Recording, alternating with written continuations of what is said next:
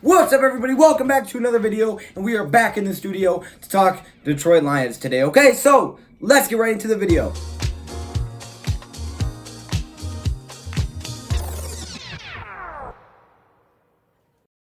We're going to be talking about a lot of news that has went on with the Detroit Lions, okay? There's been a lot of things that have been talked about recently about the last Chiefs game, okay? There's a lot of stuff coming out there, whether it's from the Chiefs or the Detroit Lions. I saw an article that even said that the Detroit Lions, maybe they deserve to win instead of the Kansas City Chiefs, okay? There's a lot of crazy things, but that's not what we're going to be talking about in this video. No, in this video, we're going to be talking about a few other things, okay? So let's get right into the news, okay? The first thing that we have to talk about is I made another top 5 list, and as you guys know, top 5 lists for me were the thing, man. I did so many top 5 lists, but I came up with another top 5 list for this video, and I thought it fit really well for this video, okay? We are going to be talking about my top 5 surprise players so far with the Detroit Lions, okay? So it doesn't matter how long they've been here. Maybe expectations play a little bit of a factor, right? Did you expect this guy to play well, or is he kind of just showing out, okay? Did we give him a huge contract, or is he showing out? What are the expectations?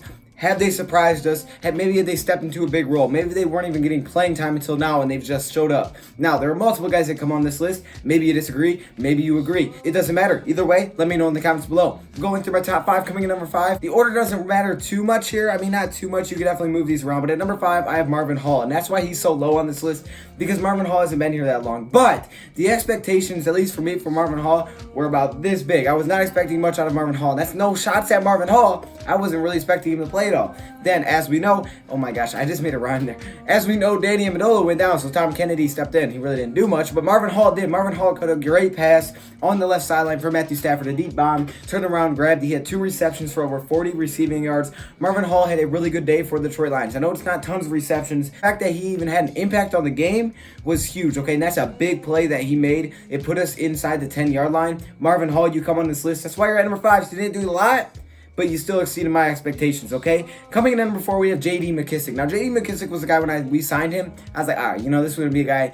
They'll have him on the roster. Maybe he'll get a carry a game, maybe, if he needs to, but we're not going to play him much, all right? We got Ty Johnson, and we got Carry on. There's no need to play this guy. But he's been really good. This guy can run the ball. He can catch the ball. He's made a lot of big plays, not just a reverse play, no, but last week he was making a lot of good running plays. He's blocked well. He's got a lot more playing time than I thought. He's been on the field a lot more than I expected. J.D. McKissic, you have surprised me at the running back spot. You have been a great addition. I'm so glad we brought you in. You come in at number 4. Into number 3, I have Michael Ford. Mike Ford, the cornerback. Now, I was a little low on Michael Ford throughout the offseason. I was like, I don't know if this guy's going to make the team. Maybe it's going to be Tease. It's going to be Ford. Those are my 2 guys, right? Monty. We drafted Monty, okay? Now, he's inactive. He hasn't even played yet. So we have Michael Ford, right? What's Michael Ford going to do? Well, he stepped up in a big way. And how do we know he stepped up? It's because of injuries. Darius Slay goes down. Quandre Diggs goes down. You have to have guys step up. Michael Ford is one of those guys on the outside that has stepped up and been huge, especially when Darius Slay's been out, because that's when we really learn how much you can bring to this team. So for Michael Ford, you definitely surprised me, okay? You're a guy that I didn't even know was going to make the team, and now you've played really well. So you come in at number 3 for me. Now, I think you can also throw Rashaan Melvin onto this list if you wanted to. I did not.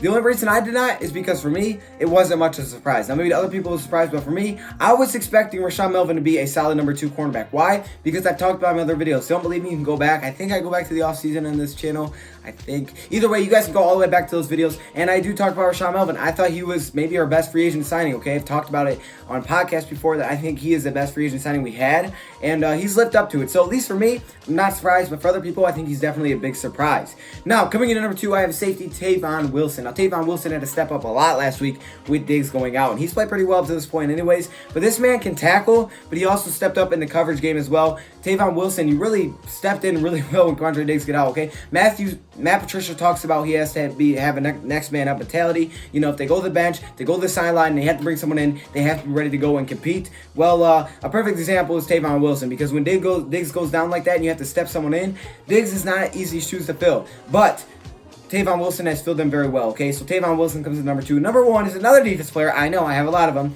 And this is Justin Coleman, okay? Now, you can make the case Justin Coleman got paid a lot of money, so maybe this shouldn't be on here. But I had to put this man on here, okay? I knew he was a good slot corner, and that's where he fit really well. But he showed me tons more than that, okay? This guy showed me the ability to tackle, play outside and inside, and he's just great overall, okay? His punch of the ball is beautiful. It's an amazing thing to watch. He did it twice. One, breaking up a touchdown grab. It would have been a touchdown grab. And the other one, forcing a fumble, letting his wide receiver get up to punch it out.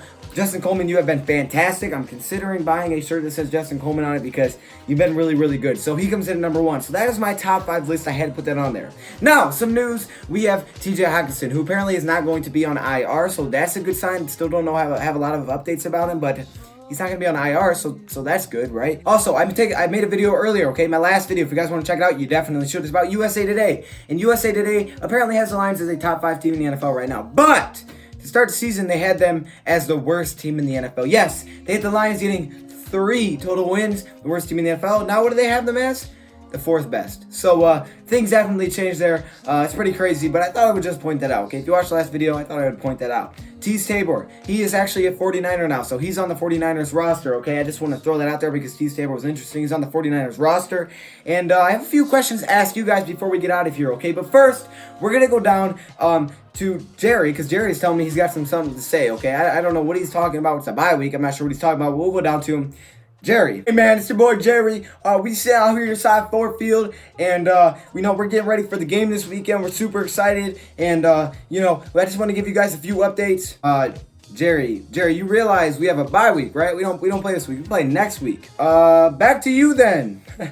Okay, yeah, that was kind of just a waste of time. Anyways, now we're back to the video. I have a few questions to ask you guys before we get out of here. The first one. What are the Detroit Lions playoff chances? In my eyes, they have very good chance to make the playoffs at this point. Okay, that's not a division title. I'm not saying anything like that, but just to simply make the playoffs, I see really good chance for the Detroit Lions. If you look at the rest of their schedule, there's really no team on their schedule that's better than them, okay? I mean, going into the Chiefs game, I think a lot of people could say, yeah, the Chiefs are probably the better team here, okay? I'm not saying you had to agree with it, but that's probably what a lot of people would say. Looking at the rest line schedule, though, knowing what we know now about Detroit, you could make a case that no one's really much better than us. Everybody has weaknesses in the NFC North. You look at the Bears side of things, Mitchell Trubisky, he gets out, he's hurt, but it's still Trubisky even when he is healthy. Defense is great, but other than that, we could definitely beat that team. And I think we can still put up some points because our defense is really good too, but we can pretty much shut the Bears down. The Vikings offense is disgusting. That's the only way to describe that. They couldn't even they barely scored versus the Chicago Bears. 16-6. That was one of the ugliest games I've seen all year. Okay, we've seen some ugly ones. That one was definitely up there. And then the Packers side of things, overall, they're kind of inconsistent, I guess I would say. I say they're a good team, but they can be inconsistent at times. So we don't really know what to expect out of that team.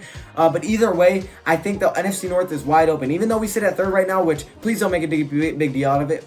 We're 4 games in, okay? Don't make a big deal out of it. But I think the Detroit Lions can definitely win the NFC North. So that is the question I want to leave you guys with. Anyways, if you guys enjoyed the show, make sure you let me know in the comments below. If you guys have any thoughts, guys have any things you want me to say, or not say, anything you want me to record or do, just let me know in the comments below. Thank you, for watching, and I'm out.